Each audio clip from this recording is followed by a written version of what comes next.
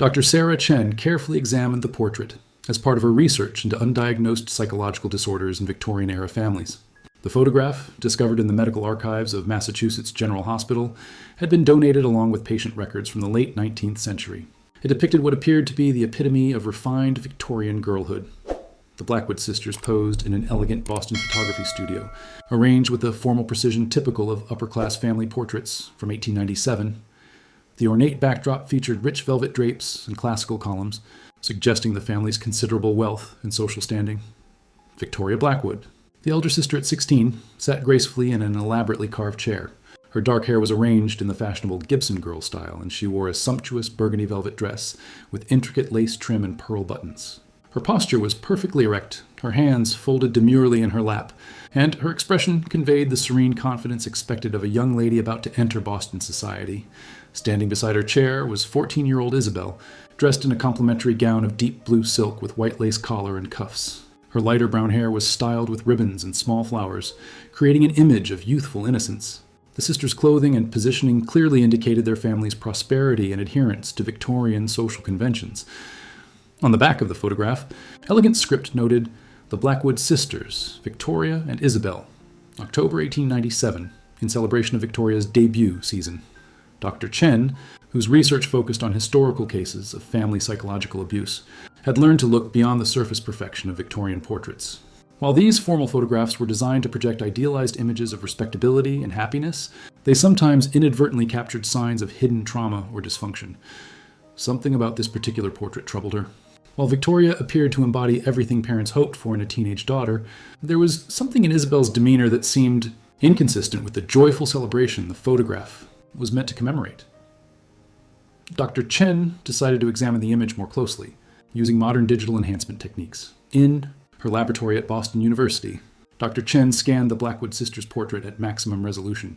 Her research into Victorian-era psychological trauma had taught her to examine facial expressions and body language for subtle indicators of distress that period observers might have missed or deliberately ignored.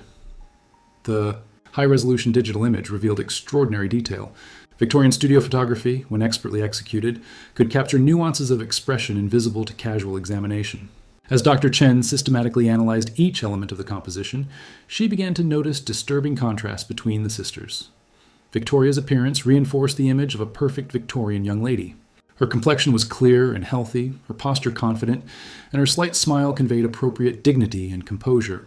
Everything about her presentation suggested a girl comfortable with her position and excited about her social debut. But when Dr. Chen focused on Isabel, she saw something entirely different. Despite the carefully arranged pose and expensive clothing, Isabel's face told a story of profound distress. Her eyes, which should have sparkled with youthful excitement, appeared hollow and haunted. There was a quality of desperate fear in her gaze that seemed completely incongruous with the celebratory nature of the photograph. More concerning was Isabel's body language. While positioned to appear relaxed and happy, her posture suggested extreme tension. Her shoulders were slightly hunched in a defensive position, and her left hand, partially visible at her side, appeared to be clenched into a tight fist. Most disturbing was the stark contrast between the sisters' expressions.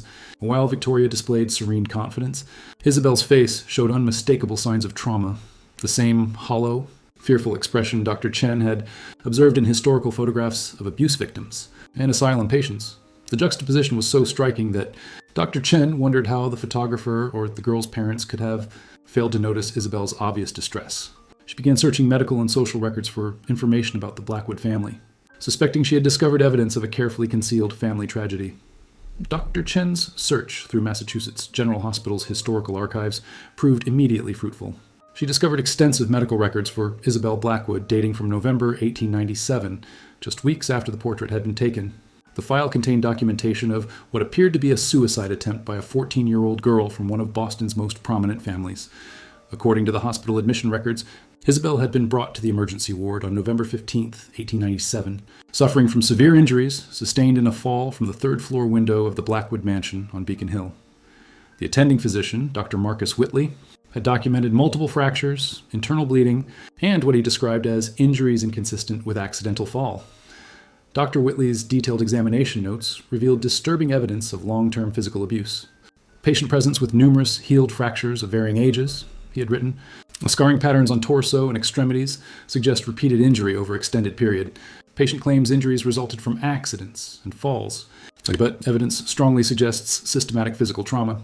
Most significantly, Dr. Whitley had documented behavioral symptoms that clearly indicated severe psychological distress. Patient exhibits extreme fear when approached by medical staff. His notes continued. Frequent episodes of uncontrollable trembling and apparent terror when questioned about home environment. Patient repeatedly asks if Victoria knows where I am and begs not to be returned to family residence. The medical records included attempts by hospital staff to interview Isabel about her injuries. Her responses, carefully documented by nurses, painted a picture of a girl living in constant terror. When asked how she had fallen from the window, Isabel had reportedly said, "I had to get away from the attic." Victoria said she had special games planned, and I couldn't bear it anymore.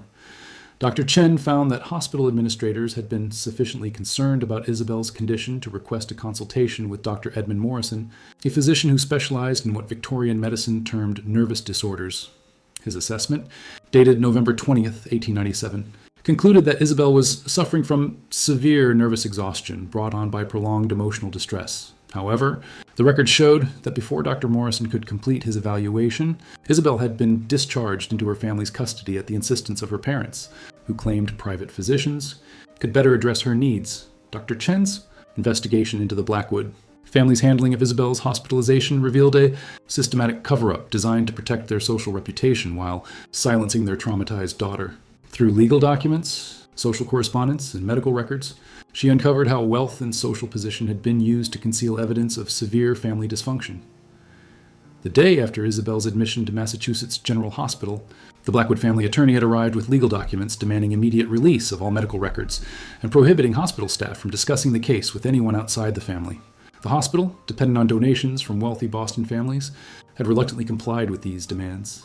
Dr. Chen found correspondence between the hospital administration and the Blackwood family that revealed the extent of their efforts to control the narrative surrounding Isabel's injuries.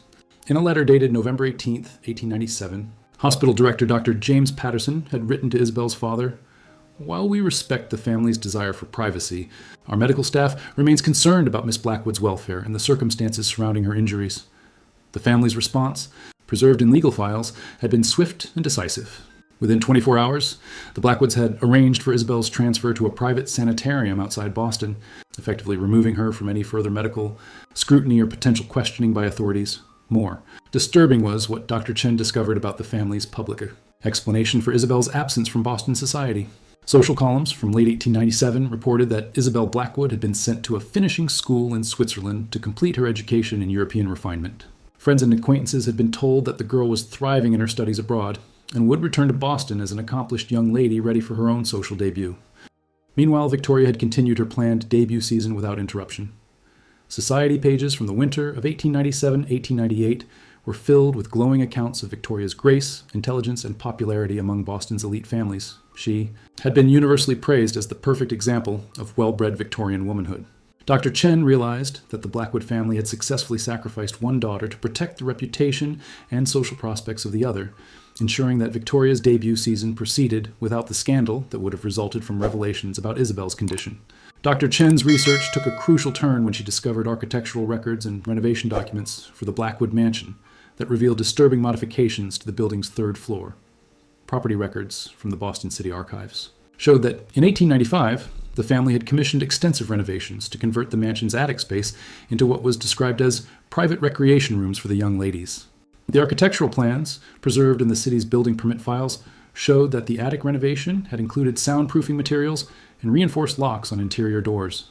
Most unusually, the plans indicated installation of restraining, hardware and metal rings embedded in wall studs, ostensibly for exercise equipment according to the permit application.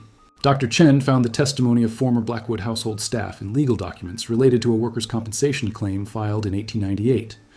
Mary O'Sullivan, who had served as upstairs maid until November 1897, had provided disturbing details about the attic rooms and the activities that occurred there. Miss Victoria would take Miss Isabel to the attic rooms several times each week, O'Sullivan had testified. We servants were strictly forbidden from entering those rooms during what Miss Victoria called her sister sessions. The sounds that came from those rooms were disturbing. Miss Isabel would often emerge hours later in obvious distress with torn clothing and unexplained injuries. O'Sullivan's testimony revealed that the household staff had been aware of Isabel's suffering but had been powerless to intervene. Miss Victoria had made it clear that any servant who interfered with her private time with her sister would be immediately dismissed without references, O'Sullivan continued. In those days, losing a position with a prominent family meant ruin for people like us. Most chilling was O'Sullivan's description of Victoria's behavior during these sessions. Miss Victoria would emerge from the attic rooms with a strange excitement, almost euphoric. She would be humming or singing as if she had just experienced something wonderful. The contrast with Miss Isabel's condition was unnatural. The maid's testimony also revealed that Victoria had kept detailed journals about her experiments with Isabel, documenting her methods and Isabel's reactions with scientific precision. These journals had reportedly been hidden in a secret compartment in Victoria's bedroom, though they had disappeared after Isabel's hospitalization. Dr. Chen's investigation revealed that Victoria's abuse of Isabel had been far more sophisticated and systematic than simple physical violence. Through personal correspondence, school records, and social documentation, she uncovered evidence of psychological manipulation that had isolated Isabel completely while maintaining Victoria's facade of sisterly devotion. School attendance records from the prestigious Boston Academy for Young Ladies showed a disturbing pattern in Isabel's education. While Victoria had maintained perfect attendance and academic excellence, Isabel had frequently been absent due to illness or family obligations. Teachers' notes preserved in the school archives indicated growing concern about Isabel's declining performance and increasingly withdrawn behavior. Miss Isabel Blackwood has become notably quiet and fearful in recent months, wrote her literature instructor in spring 1897. She frequently appears distracted and responds to questions with obvious anxiety. Most concerning is her reluctance to participate in activities that separate her from her sister Victoria. Dr. Chen discovered that Victoria had deliberately sabotaged Isabel's friendships with other students, using a combination of lies, manipulation, and intimidation to ensure her sister remained socially isolated. Letters between classmates, found in family papers donated to the Boston Historical Society, revealed Victoria's tactics. Victoria told me the most shocking things about Isabel, wrote classmate Elizabeth Morton to her mother in 1896. She claims her sister suffers from nervous fits and can become violent without warning. Victoria says she must watch Isabel constantly to protect others from dangerous episodes. I had considered inviting Isabel to my birthday party, but Victoria's warnings have made me reconsider. More disturbing were the rules Victoria had established to control every aspect of Isabel's daily life. A governess's private notes, discovered in estate papers, documented the elaborate system of permissions and restrictions Victoria had imposed. Miss Victoria has instructed me that Miss Isabel requires her permission before speaking to household staff, leaving her bedroom, or accessing any reading materials. Miss Victoria claims these restrictions are necessary for her sister's moral and mental development. The governess had also noted Victoria's punishment methods when Isabel violated these rules. Infractions result in Miss Isabel being confined to the attic rooms for extended periods. Miss Victoria refers to this as corrective education and forbids any intervention by other family members or staff. Dr. Chen realized that Victoria had created a comprehensive system of psychological control that kept Isabel completely dependent and terrified while appearing to be a caring, protective older sister to outside observers. Dr. Chen's research revealed how Victoria's parents had enabled their daughter's systematic abuse of Isabel through a combination of willful ignorance, social ambition, and misguided favoritism. Through family correspondence, social records, and legal documents, she uncovered a pattern of parental negligence that had allowed Victoria's cruelty to escalate unchecked. Personal letters between Isabel's parents, found in probate records after their deaths, showed that they had been aware of problems between their daughters, but had chosen to interpret Victoria's behavior as beneficial rather than abusive. Victoria continues to take such devoted care of her younger sister. Mrs. Margaret Blackwood had written to her husband during a business trip in 1896. Isabel can be quite difficult and willful, but Victoria's firm guidance seems to be improving her character considerably. Dr. Chen discovered that the parents had actively discouraged outside intervention when concerns were raised about Isabel's welfare. School records included correspondence between the headmistress and Mrs. Blackwood regarding Isabel's declining academic performance and emotional state. The headmistress had suggested that Isabel might benefit from individual tutoring and reduced interaction with Victoria, but Mrs. Blackwood had rejected these recommendations. "I appreciate your concern," Mrs. Blackwood had written in response, "but Victoria understands her sister's temperament better than anyone. Separating them would only worsen Isabel's emotional difficulties. Victoria's influence has been nothing but beneficial for Isabel's moral development." Most revealing were financial records, showing that the parents had actively invested in enabling Victoria's control over Isabel. Bank records from 1896 showed substantial payments to contractors for the attic renovations, as well as purchases of what were euphemistically described as educational equipment and therapeutic devices. Dr. Chen found evidence that Victoria had convinced her parents that Isabel suffered from a hereditary mental illness that required constant supervision and corrective treatment. Medical bills from 1895 to 1897 showed consultations with various physicians who had been paid to examine Isabel and provide diagnoses that supported Victoria's narrative. These doctors, influenced by Victoria's carefully presented evidence of her sister's mental instability, had prescribed treatments that actually facilitated the abuse. One physician had recommended that Isabel be isolated during episodes of nervous agitation and subjected to firm disciplinary measures to prevent self-harm. The parents' social ambitions had also played a crucial role in their willful blindness. With Victoria's debut season approaching, they had been determined to avoid any scandal that might affect their elder daughter's prospects. Acknowledging Isabel's abuse would have required admitting their failure as parents, and potentially damaging Victoria's reputation, outcomes they found unacceptable. Dr. Chen's investigation into the events of November 15, 1897, revealed the desperate circumstances that had driven Isabel to attempt suicide and the horrific session that had preceded her fall from the mansion's third-floor window. Through medical records, police reports, and witness statements, she reconstructed Isabel's final day in the Blackwood household. According to servant testimony found in police files, the day had begun with Victoria announcing that she and Isabel would be spending the afternoon in the attic rooms for what she called advanced sisterly instruction. Household staff had been given strict orders not to disturb them under any circumstances, with Victoria claiming that Isabel required intensive corrective treatment for recent behavioral problems. Dr. Chen discovered that Victoria had been planning this particular session for weeks, having acquired new educational materials that she was excited to test on her sister. An inventory of items found in the attic after Isabel's fall included restraining devices, heated metal implements, and chemical substances that could cause burns and pain without leaving permanent visible marks. The police report, initially suppressed by the family but preserved in city archives, contained disturbing details about the condition in which Isabel had been found. Victim discovered with multiple fresh injuries consistent with torture, the investigating officer had written. Burns, cuts, and evidence of prolonged restraint. Victim's clothing torn and bloodied. Scene suggests systematic physical abuse, rather than accidental injury. Most chilling was the testimony of neighbors who had heard sounds from the Blackwood mansion that afternoon.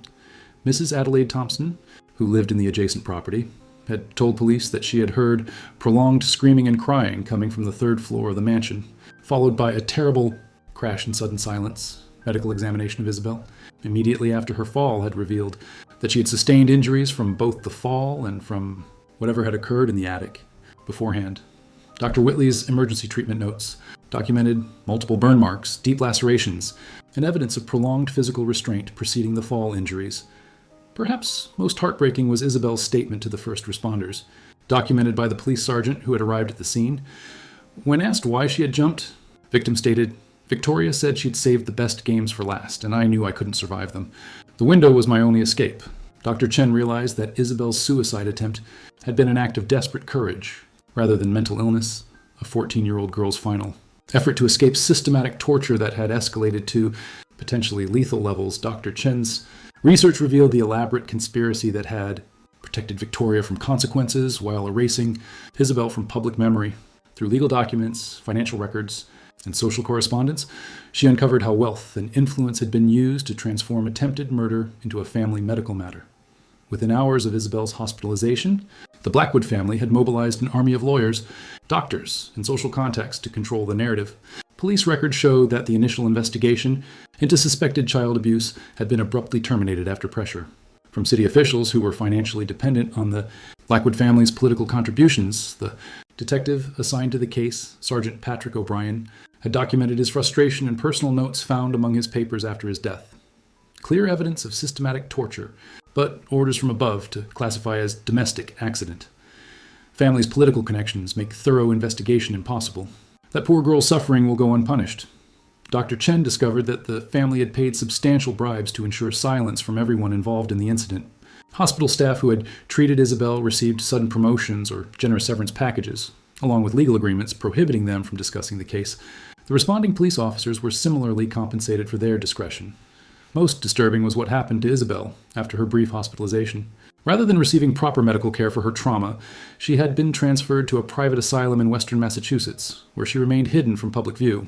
The asylum's records, which Dr. Chen obtained through legal channels, showed that Isabel had been systematically drugged and isolated to prevent her from ever revealing what Victoria had done to her.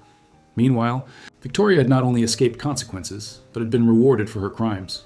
Her debut season had proceeded as planned, and she had quickly become one of Boston society's most celebrated young women. Social columns from 1898 praised her beauty, intelligence, and devotion to her unfortunately ill younger sister. Victoria had married advantageously in 1900 to a wealthy banker, becoming Mrs. Victoria Crawford. Her wedding had been one of the social events of the season, with elaborate celebrations that cost more than most families earned in a lifetime. Dr. Chen found evidence that Victoria had continued her sadistic behavior after marriage, though more carefully concealed. Hospital records from the early 1900s showed that household servants in the Crawford residence had suffered an unusually high number of accidents and illnesses that required medical treatment. The truth about Isabel's fate had been successfully buried for over a century, with Victoria living a long and prosperous life while her victim remained imprisoned and forgotten. Dr. Chen completed her investigation in 2024, having uncovered one of the most systematic cases of sibling abuse in American history. Her research revealed how Victorian society's rigid class structure and gender expectations had enabled a teenage psychopath to torture her sister with complete impunity while being celebrated as a model of feminine virtue. The evidence she assembled painted a comprehensive picture of how untreated antisocial personality disorder in a privileged young woman had resulted in years of sophisticated psychological and physical torture.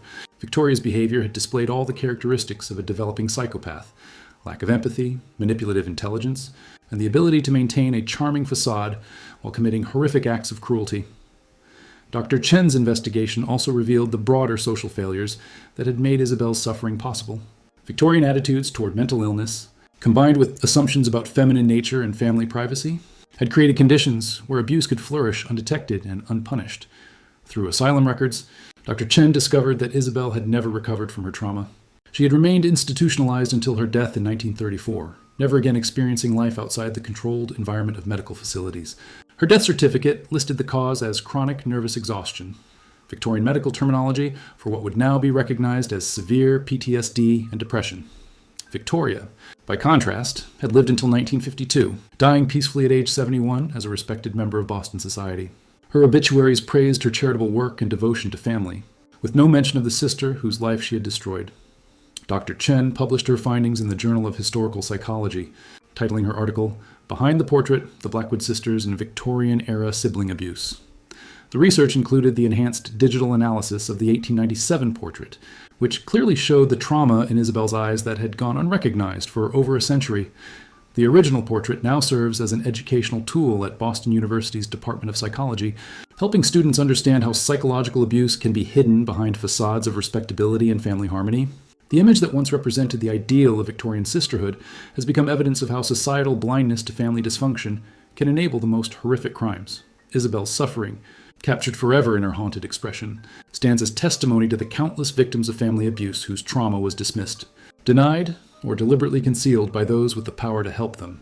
Her story serves as a reminder that the capacity for evil can exist within the most privileged and respectable families, and that society's failure to protect vulnerable children can have consequences that last for generations.